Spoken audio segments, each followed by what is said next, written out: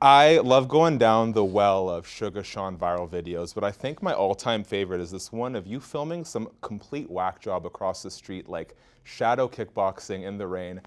Did you know that that was Merab when you were filming it? Of course, yeah. I mean, it was at the PI. It wasn't too far away.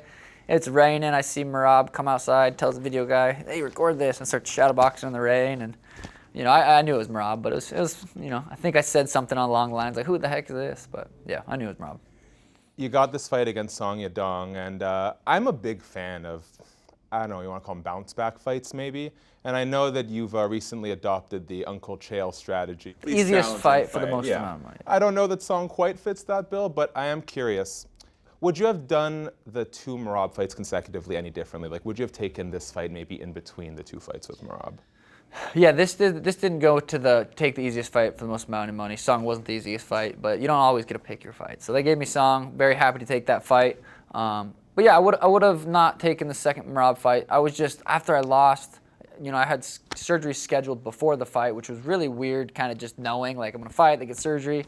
But in my mind, I was I'm gonna go win and then get surgery and I can relax. But lost, got surgery, just couldn't. I needed that fight back. And my hip felt good, and I think, I didn't come back too soon for the surgery, but I came back too soon for that specific fight. Merab was, out there beating Umar in January, and I was doing physical therapy. So it's like it wasn't. It's one of those things where it's like, even my coaches are, hey, well, let's take time off. It's like the fighter makes the ultimate decision, and I was like, I have to come back sooner. And so it was my decision. It was looking back on it, the wrong one, but I'm definitely not, happy with where I'm at right now. Yeah, man, you live and you learn. What about the Song Yadong matchup do you like specifically? He's primarily a striker. He has been doing a lot of judo, a lot of wrestling. He's definitely going to mix it up and try to do that in this fight. But for the most part, he's a striker, and I like this matchup. He's going to come out, try to mix it up a bit, but I do think this will be mostly a stand-up fight.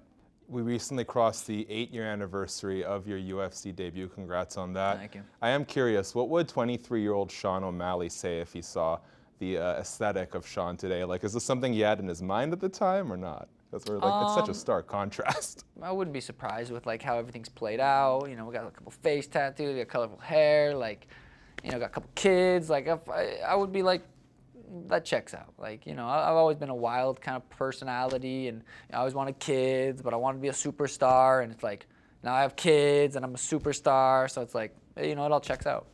More importantly, how impressed would he be with where you're at in your career in totality? 23-year-old me would probably make fun of me for losing the last two. But what are you doing, bro? Come on, wrestle a little bit. But no, I think looking back, I didn't really start truly MMA training. I kickboxed when I was 16, 17, 18. I didn't really start MMA training until I moved to Arizona when I was 19, 19, 20 years old. I'm in the UFC when I'm 23. So I was in the UFC 4 years after I started doing MMA. And then we're, these guys that have wrestled forever, Merab, it's there's just guys that they're like that. So it's, I'd be very happy with where I'm at. I saw you on a podcast sort of talking about, oh man, main card, what's next? Prelims, early prelims. Is that more you just sort of parroting the critics and the trolls? Did you see the quote or did you see the video? I saw the reel, yeah. Okay. Which obviously is because there's a quote that says what I said, but if you don't watch the video, you take it out of context. I'm like, oh, my career was like this, now it's like this. But I said it in a joking manner. Obviously my career is not plummeting right now. I've lost 2 fights in my career, both to the same guy, both to who just won Fighter of the Year. My last 4 fights, 3 of them were world champions, Peter, Aljo, Merab. It's like, I go out there and win. I'm probably 1 or 2, maybe 3 top guys in the UFC as far as biggest names. So, I just got to go out there and get the job done. UFC 324, Paramount debut, main card, 2 title fights. Sugar Sean has to be on that main card. Yeah. I saw a lot of people bring this up. You are on the card with another top bantamweight, Umar Nurmagomedov. Any idea why that fight didn't happen? No. Is he on that card for sure? I heard there was rumors of it. Or Anything you want to tell us? No. I know that fight. I asked for Eamon. I was like, hey, let me fight Eamon. He's here.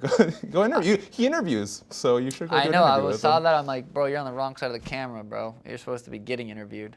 But yeah, no, I asked for Eamon. If I'm being honest, I was like that was the chill. That was kind of the chill inspiration. But they said, hey, we want you to fight Song. I was like, all right. I think at the end of the day, I'm not gonna tell the UFC no. Like Song's who they offered me.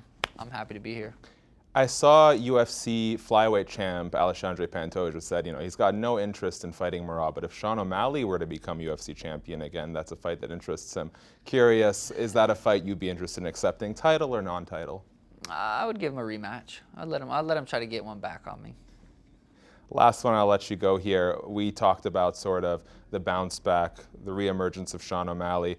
What do you see for yourself with a win over here? I mean, are you gonna go back and fight Eamon Zahabi, or like what's the? No, I ain't going backwards. Me versus Peter at the White House. I think will be the biggest bantamweight fight in history. Merab goes out there and wins. It just kind of depends on the next. Tomorrow. Like you said, Umar and Figure on that card. Corey's still there. Like there's the bantamweight division's on fire. So I don't know. I got to go out there, get through Song, and if I don't, it's pointless on who's next. So. That's next. The Sugar Show live in action, January 24th, Paramount Plus. Thank you, my man. Yes, sir.